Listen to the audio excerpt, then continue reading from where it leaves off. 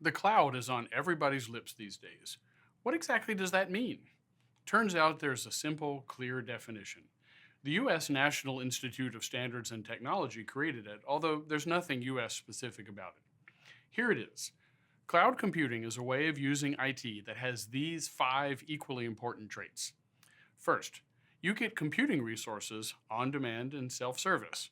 All you have to do is use a simple interface and you get the processing power, storage, and network you need, with no need for human intervention.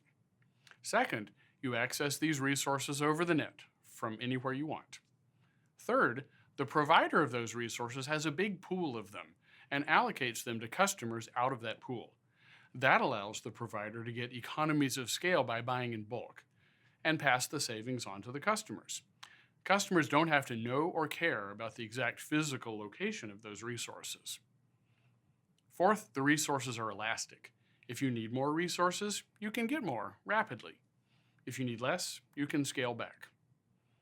And last, the customers pay only for what they use or reserve as they go.